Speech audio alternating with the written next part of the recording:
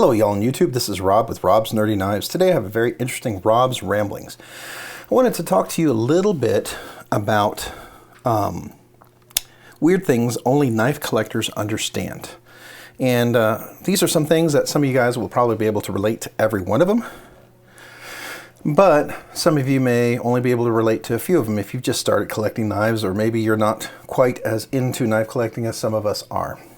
But I thought it would be kind of funny, entertaining, and, you know, kind of neat to talk about. And I'm sure after we talk about this that there's going to be some extra things that you guys can bring up that I probably missed and be like, yeah, that's a good one too. But I have 14 things that I'll go through in a list. Try to go through them pretty quick, but just kind of talk about things that, as a knife collector or knife person, that you'll really relate to, but other people won't. So the first thing I wanted to talk about is blade steel. You know, we think of blade steel and our mind goes off into M390, 204CP, 20CV, S35VN, you know, S45VN. You know, we think of LMAX, you know, Vanek Super Clean. You know, we go into this, you know, K390, you know, 14C28N. You know, our mind just thinks about all these budget steels, prime steels, premium steels, super steels, you know, D2 good steels, you know, great budget steels, powder steels, you know, ingot steels. We just so many things that go on in our mind, you know. You know, we think about Bowler and, you know, all these different things, right? So, but when people think about blade steels, you know, most people will be like, yeah, it's made out of steel. It's probably stainless. Well, you know, or maybe they just think everything's the same. Or they think, well, maybe it's a little bit better steel. I don't know. Maybe it, you know, I don't know. Maybe they, I don't know. It's a little bit better steel. They don't really understand what that means. And as a knife guy, you know, that's like, you know, someone comes up and they were like, well, I got a D2 knife. That's just as good as your, you know, LMAX, or that's just as good as your, you know, M390, or it's just as good as your 20CV, or just as good as your MagnaCut. And they don't understand that. No, it's not. You know, 440 steel is not the same. You know, everything has a purpose, and some steels are great for certain things, and some steels are just cheap steels. They're crap. You know, and you can't just talk about blade steel and just kind of throw that around without really having a better understanding about that. And then there's like knife shapes. People talk about knife shapes. Now, that's a hotly contested area, right? Because you can look at a knife shape and you can say, oh, that's a drop point. Oh, that might be a spear point, because that kind of falls close into that spear point look, right? But it's also sort of a drop point maybe, you know, so where does it fall, right? Then you have something like this where it might have a little clip point on there, but it's not quite a Bowie, it's a clip point. It's a, you know, compound ground, Tonto clip point, whatever, modified.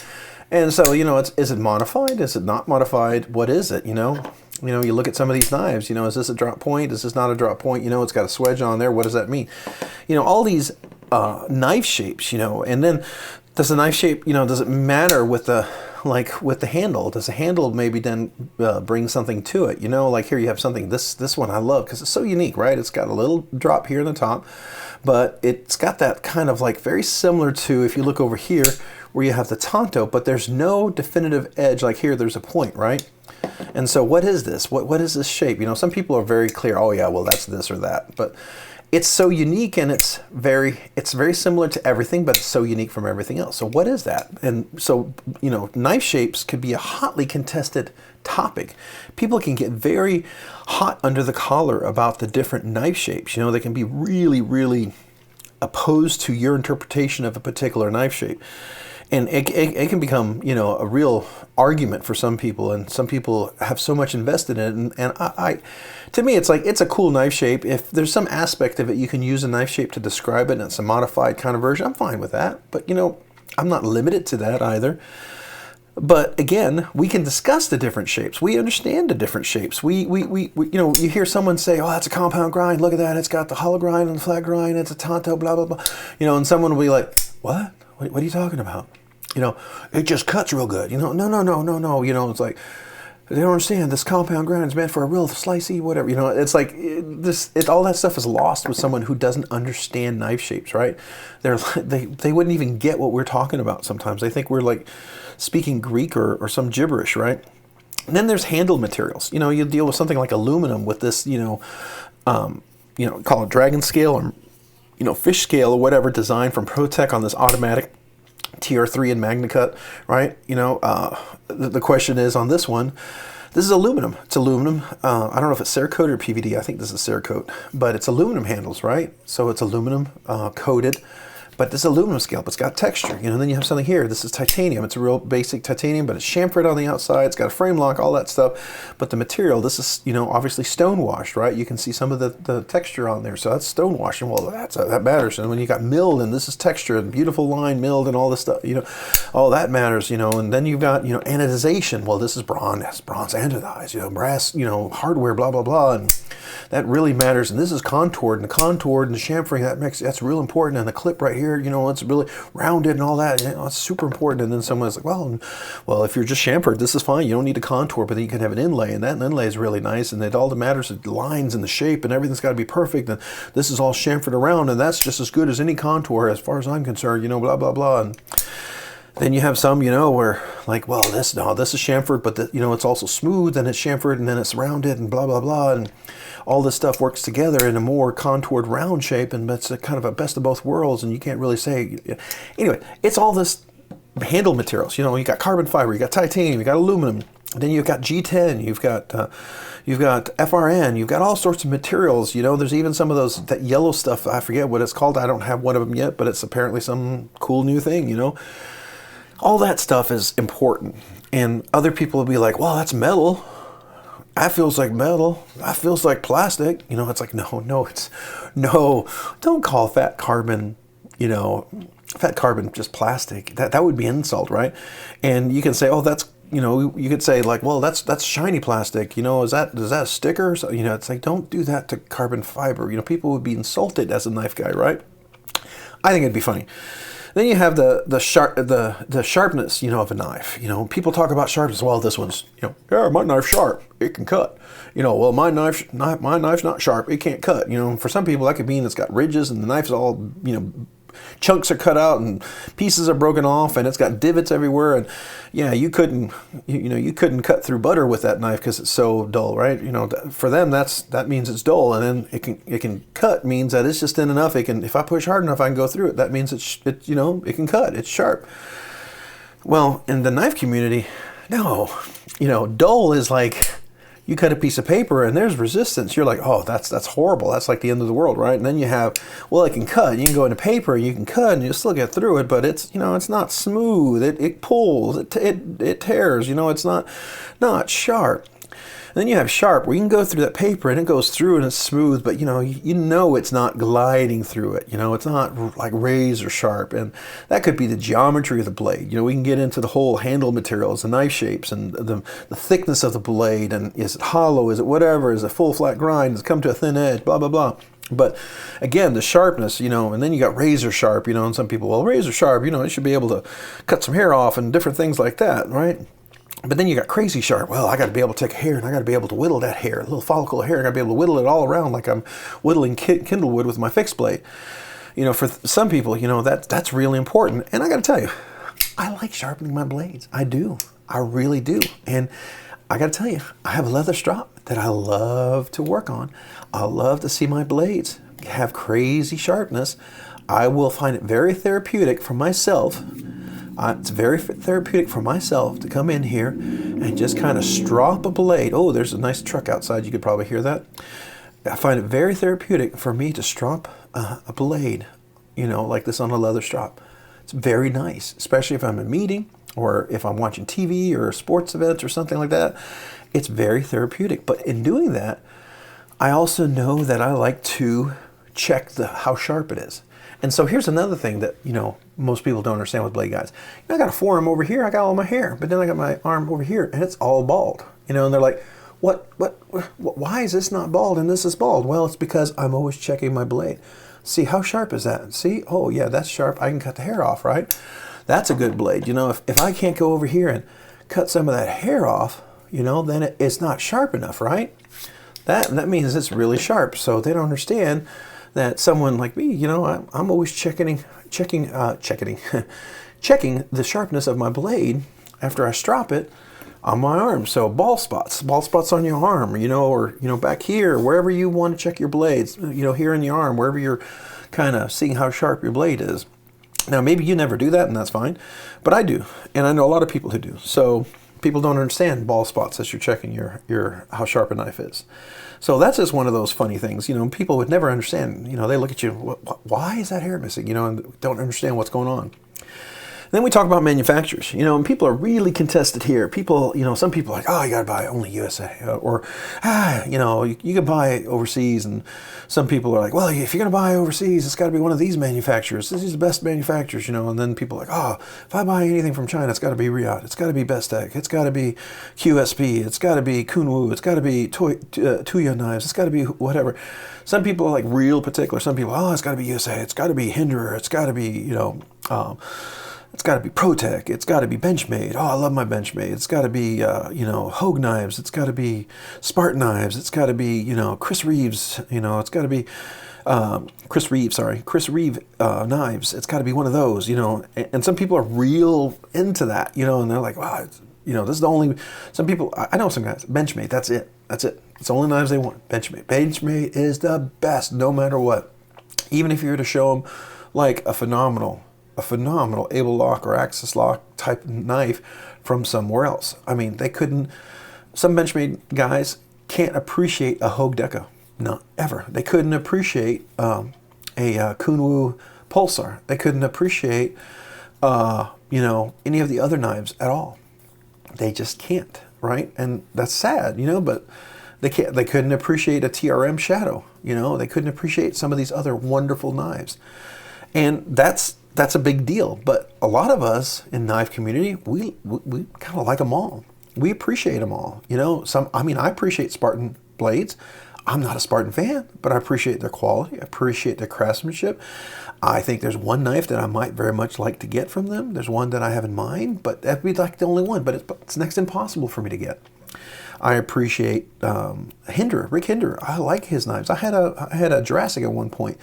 But I really, really want to get a Maximus. I'm not probably going to make the Maximus again for another few years, so I have to wait a few years because I missed this last run that they had of them. And I'm not willing to buy a secondary market for the overprice, right? So there's that. So manufacturers is a big deal. And then we as knife folks and knife collectors, sometimes we're called a knife guy. And everyone just assumes, oh, ask the knife guy. He knows about this, right? And because he's a knife guy, a lot of times at parties, you're called, hey, if anybody ever needs to cut something, hey, ask the knife guy. He's got a knife. I was at a Christmas party, and I said, hey, you're the knife guy. I need to cut open this wine bottle. Everyone's looking at me. 30 people look at me, and I was put on the spot. And what do? I mean, I didn't bring a fifth pocket knife, which now I do. In those situations, I had to pull out my Caviso Keen. It's a Ray Laconico collab with Caviso. I pulled it out, had to cut the aluminum foil around a wine bottle and cut it into the glass. So yeah, you can imagine, I rolled a blade. I did. I rolled the little edge, cutting that off. Now I cut it really well. But I rolled it. I had to go home and fix that blade, reprofile it a little bit. Then I had to sharpen it back out because I had rolled a blade on there. And who knows, probably chipped it too. I don't know, because cutting through aluminum into glass, not smart with any knife, right? So that was one of those experiences where, yeah, I don't think I would want to do that again, right? And then sometimes we look into, we're too much into a knife design. Right? If someone asks us about a particular knife, I mean, we can't just go, oh yeah, that's a ProTech. It's an automatic. That's cool. Hey, let's open it. That's a ProTech. It's automatic. That's cool. No. This is ProTech, USA made. It's the strongest out the side automatic knife. It is phenomenal. This is really the best. I mean, ProTech, blah, blah, blah, blah. This is aluminum, hand milled, made in USA, blah, and all this stuff. And this is made, they have a TR3. This is the oldest, it's one of their tactical knives. It's the first knife in their inventory. I think it's 25 years in the design, blah, blah, blah. You can't just appreciate, oh yeah, it's an automatic knife. Look at that cuts, We start getting into some of the designs, you got to look at this. Oh, yeah, that's a nice front flipper. Most people aren't even going to be able to want to front flip it, but they're not going to be able to appreciate it. For instance, here you have a deep milled pocket carry clip. Beautiful one, but the problem was it's so flat right there. That was flat. It was ripping up my jeans. It's way too tight. Everybody I heard, they complained about this knife. I took this knife off. It's beautiful hidden screws, right? Took it off, put it in. I have a work sharp belt sander, the Kenyon Work Sharp belt sander, and with the attachment, and it's bigger belts, right? And so I took this off, I taped all this off, and I ran this through it, and I rounded it. Can you see that? I rounded it, and now it slides on and off my pant pocket really nicely, like it was intended to, right? Kind of like what you would want like here's the Wee Knife one. Very similar, but look at this. It's just got a little curve right there, kind of ramp goes up, but it's a small contact spot. It's not really flat where it's pushing and locking in there and ripping on your pants. I fixed that. This knife, I said, would be perfect if this clip was just better. Well, I fixed it myself. So, here you have a design that people can talk about. And, some people would sell the knife. And after I showed this to, I think, some folks, they were like, oh, I wish I had done that. And really, it was pretty simple. And, you could still do that. But it's really nice. It's something you could consider doing and really worth your time. I think it was. To me, it made this knife just that much better. So anyways, then you get asked the question as a knife guy, what knife should I buy? And that's never a simple question for us. For anybody else, it's like, oh, just go get yourself a Cricket, a CRKT, right? Columbia River Knives and Technology, or is it something like, I forget what the T stands for, but I think it's technology. Anyways, it's Columbia Rivers and Knives Technology or something like that. But it's never, or just go get yourself a Kershaw, a Leech, or Leek, or whatever. For us, it's never that simple. Asking that question, it's like, well, what are you going to do? What's the purpose? What are you planning to do with a knife? What elements are you going to carry it? What kind of steel do you want? Do you need a super stainless steel? Do you need like a super Vanek Super Clean? Do you need a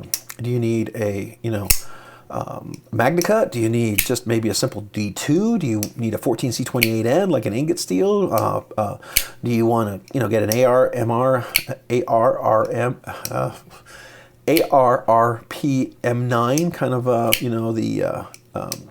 CJRB or the Artisan Cutlery proprietary powder steel? There's all these different things that for us it's never that simple. And then it has to be the style. Are you comfortable with a frame lock? Are you comfortable using a frame lock? Are you comfortable with an automatic? Because people give someone an automatic like this, the first time they open it, it's going to fly out of their hand. And I've actually heard stories where it flew out of somebody's hand into somebody's foot, and they have to get surgeons and went right through their foot, right? Or into their hand, cut their hands, or they flipped out of the hand, came down, beautiful $2,000 knife, broke the tip of it, in the store. Is it that? Here you have another frame lock. Are you comfortable working that?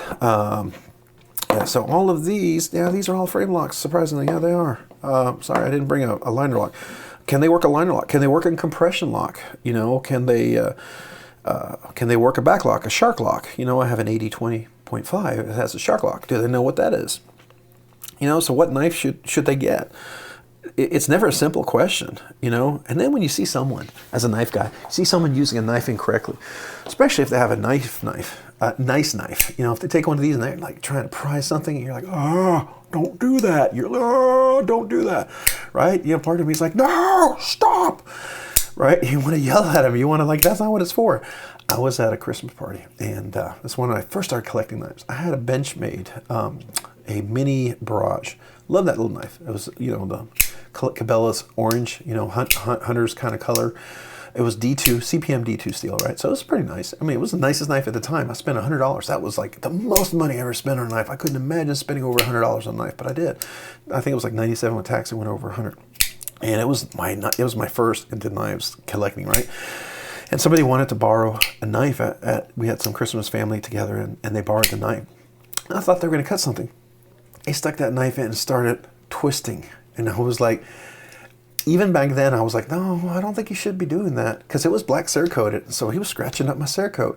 And he did. He scratched up my Cerakote. And I was like, oh. Now today, if I was at a Christmas party and I went to them, I'm like, no. I'm not going to lend anybody this knife. I mean, this could go into an episode of, and we should probably do that as a separate episode. What knives can you lend to someone? I've seen other episodes on it, and I think I would like to talk a little bit about that too, because I have some personal experience on what knives would I lend to folks and what knives I would never lend to folks, right? But especially if they have a really nice knife and they take this and they start dinging, or if they're cutting some metal. Here you have a black PVD coated, beautiful blade, right?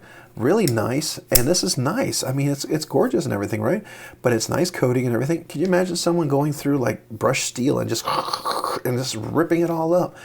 a really, really nice knife if they borrowed it and says, well, I need to reach in there and grab something. Here, let me get you a really nice knife and I'm going to and destroy it, and not realize, no, that's not a $50, $20, $30 knife. And are you willing to destroy a knife like that? It would be like me going, let's say a metal complex, and he had one of his $3,000, $4,000 knives. And I go, can I grab that? I need to go cut me some metal wires.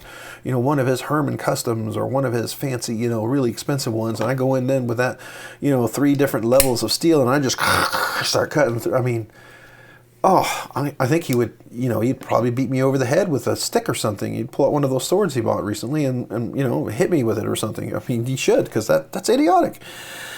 So yeah, it bothers us as knife guys when we see people using a knife incorrectly. But you know what? Kind of the inverse. If someone uses a knife correctly, we're kind of like, oh. It's kind of like you watch John Wick and you see John Wick using a knife and you're like, oh, that's nice. But then you see some movie like, really cheesy and somebody's holding a knife just terribly. And they, you're like, no, that's not how you use a knife. It's unsafe, whatever. Yeah. So then you get, how about getting mad because someone calls, you pull up my knife and they go, oh, here's my EMP EDC, my relative, really nice knife. And they go, well, that's a gas station knife. What gas station you get that? That looks like the knife I bought at a gas station for $9. And you're like, what? It's like, no. I had to hunt this down. I had to find it available. I had to see it in inventory. I had to be at the right time, at the right place, and for the right moment to be able to put it in my order box and complete the sale before someone else, sniped it out of my cart, right? Someone bought it before I did, right? So no, this is not a gas station knife. You couldn't find this in a gas station knife. But here's the thing: gas station knives are called gas station knives because they mimic the really nice knives. Yeah, so, they try to copy the real thing. So that's why a lot of gas station knives look like the real thing, because they're a copy of them trying to get you to believe it is the real thing. It's basically a clone, right? Attempting to be a clone. So, don't call my Alacran a gas station knife. This is nowhere near the gas station knife. I could take this one, just like in those old Japanese or Chinese, no, I think it's Japanese, foreign movies where they have, I love martial arts. I love Asian martial art movies. It's just so cool. The choreograph, the artistry in that is just phenomenal. The choreography is amazing. Everything that they do it's beautiful, right? It's like a beautiful dance move, but beautiful dance move with the intention of simulating a fight. It is, I find art in that, right? Just like I find art in knives and designs. I find beauty in that, right? But this knife, in the artistry of it, take that one of those gas stations, I could probably cut it in half, like they do in those movies where they take a really, the master knife, he makes a really great knife, and he fights some guy and he cuts his sword in half because the steel's so much better. Yeah, there's a lot of truth in that. Matter of fact, there are some, what is it called, the Rockstead. The Rockstead knives are made in Japan, and they're made with, I forget what it's, ARP 79, I forget what it's called, that steel that they make. And it can get up to a hardness of 70 something, 75, whatever. That steel is phenomenal. And that steel could cut through it because it's so hard. It's made fantastically.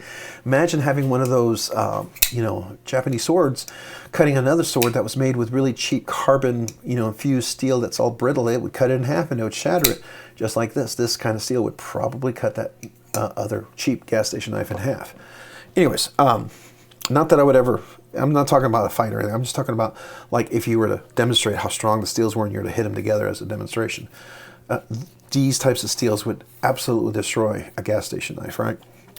All right, so get me mad by, also, how about after talking about a great knife, right? You talk about a great knife, I'll talk about this one. Like, this is the Mula, Enrique Peña Mula, it's an X series. This is Dama Steel, made by Buller, or not Dama, but made by the Dama Steel Foundry, and beautiful, design that they have on here, and I forget what this one's called, but then they have this inlay, fat carbon inlay, red fat carbon inlay. It's beautiful, carbon fiber, and in here is this beautiful titanium, titanium carved, milled, titanium milled, handle and all that stuff is really beautiful.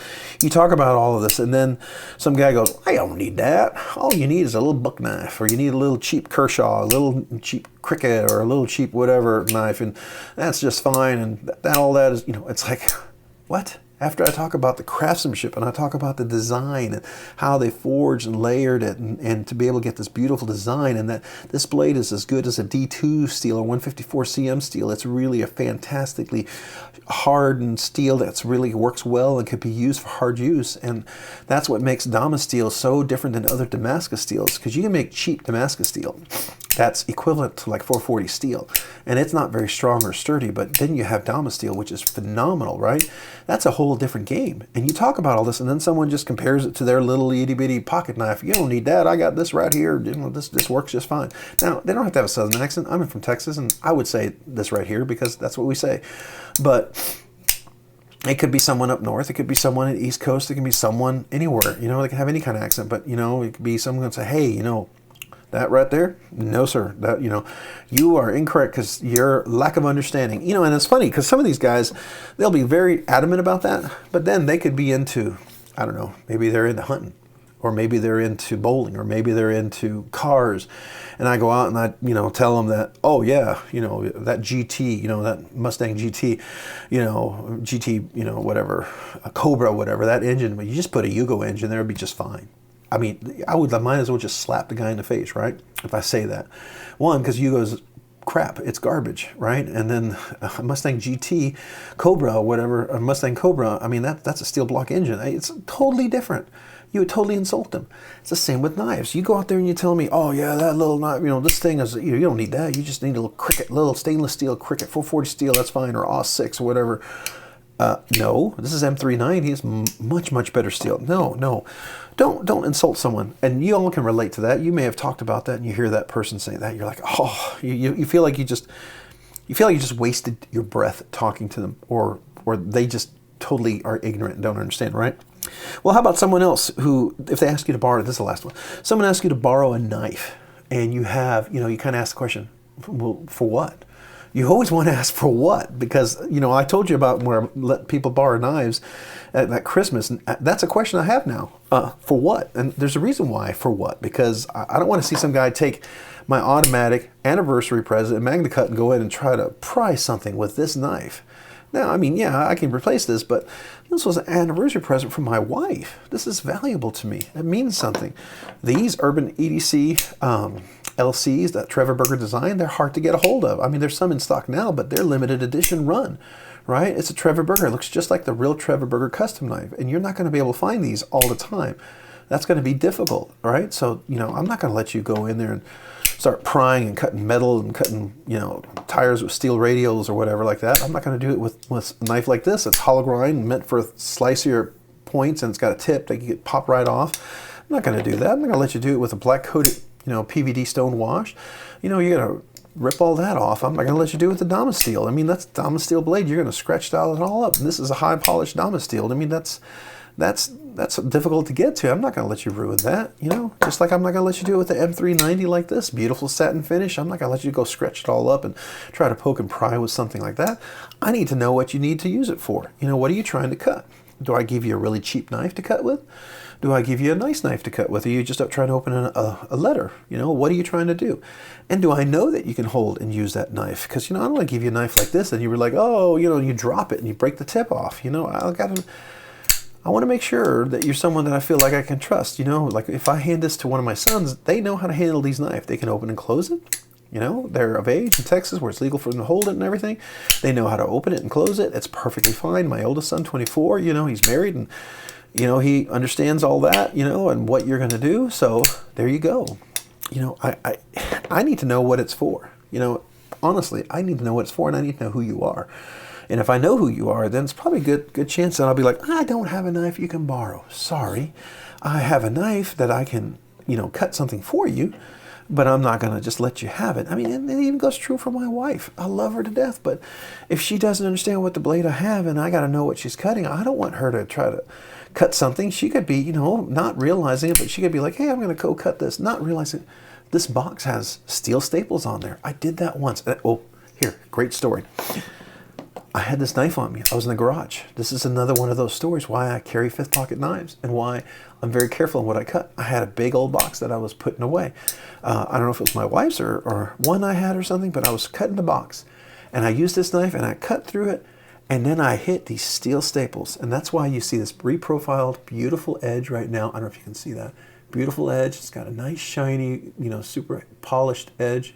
I don't know if you can see that, but really polished edge, super sharp and everything, because I cut across this piece of metal like that, dull the blade out. I had to reprofile it, bring it back, redo everything. Oh, it killed me. It killed me doing that. It's like, I got to know what you're cutting, right? It's important. So I asked the questions. And only knife guys can relate to that. Because, anyone else has got a cheap knife, they're like, oh yeah, here you go. Right? Not going to think twice about it. Because, they probably bought a $5 knife, and I'll just buy another $5 knife. I'll give you $10. Now you can buy twice as nice knife, right? Not a big deal. So those are some of the things I thought of. I'm sure there are more. I know there's more. I've even thought of more as we're talking, but I don't want to take the thunder if some of you guys came up with it and you want to share in the comments down below what are some of the ones you ran into. I would love to hear them. I really would. I think it would be hilarious. And I think we'd all maybe be a little amused by it. Some people might be annoyed by some of this. You might be thinking, oh, you guys are a bunch of arrogant, blah, blah, blah. Well, it's just a matter of what you work with. I mean, it's like if I talk to a mechanic, I've talked to mechanics. Like, so I have some Craftsman tool. I like my Craftsman tool. They're the old Sears before they kind of changed, right? They're all American made, really solid, and they've lasted for years. They're not, I can't really get them warranted anymore, right? But they are so good that they've lasted forever. But if I go buy like the Chinese version of that, I mean, they're not going to last that well. The metal, the Phillips head screwdriver is going to be stripped. It's going to metal. It's going to bend. The flathead's going to. It's just not going to last, right? It's just not good a quality tool. Just like some of the guys who are mechanics, they use Snap-on tools, right? And Snap-on tools are really high-end USA-made tools. If I were to go get you some really cheap Husky tool from like, Lowe's or something like that, some Chinese knockoff thing, whatever, and I asked you, oh, here, I lost your Lowe's, ratchet set. Well, I went to Lowe's. I mean, I lost your Snap-on ratchet set that you probably spent $1,000 on. Here, I went to Lowe's and I replaced it with this, $15 ratchet set for you. Look how nice of me. You would be insulted. You would be like, what are you, what? Like, no. It's just like if any ladies out there, I know my wife, if she let a friend of hers borrow maybe a diamond earrings that were $1,000 or something, and then she says, oh, I lost them here. I went and I bought some cubic zirconium. I spent $10 on these. Here you go. No. It doesn't work that way, right? You got to replace it with equal of value. And you can find value in things that right? We as knife guys, we find values in knives. It's very different. So if you can't relate to this, I understand, but if you're getting into knives, maybe you'll start to relate to some of this. And if you're already into knives and you can relate to it, cool. And if you're into knives and maybe you can relate to it and some of it you think is stupid, well, tell me why. I would be interested. Maybe you've grown in your knife journey and there's something that you looked at and you're like, yeah, I used to think that, but here's why I don't think that anymore. Maybe we don't know, and maybe we need to learn, because I'm always learning. That's what I really like about the knife community. You can learn from one another. I hear people chat all the time. Stories. I mean, some of the comments that you guys have left have really been entertaining, have been enlightening, have been giving me a different perspective. One guy who comments, he's got really big hands. It really gives me a different viewpoint on people with bigger hands. I hadn't thought of that. I mean, my hands aren't small, but they aren't gigantic. But to hear him and what he struggles with, it's really important. I also know some friends who have really small hands. And they still like some larger knives, but there comes a limitation for them, right? Just like the guys with bigger hands, there comes a limitation. How small of a knife can you handle? Is this too small? Now, if they're willing to do a 3-finger grip, maybe not. But at some point, some of these knives are just not usable. So that's some of the things that I've learned, right? And I like that. I really want to hear more of that. So please comment down below. And if there's anything you'd like to see or hear or talk about, please let me know. I'd love to have ideas for future videos. And I appreciate if you watch this far and you've listened this long. It's a long video. Would you maybe consider hitting the like button? It really means a lot to me, and it really helps my channel a lot. And then if you haven't already done so, would you consider subscribing to my channel for more content? That also helps my channel quite a bit. It helps me to produce more content. And if you've already hit the subscribe button, maybe hit that notification button to be notified of future content that I release. That would be awesome. And if you've done all that, maybe would you consider checking me out over on Instagram at robs_nerdy_knives. That's robs_nerdy. Robs_nerdy_knives. Robs_nerdy_knives over on Instagram. I sure would appreciate it. Thanks so much. Have a great day and a great week. Bye.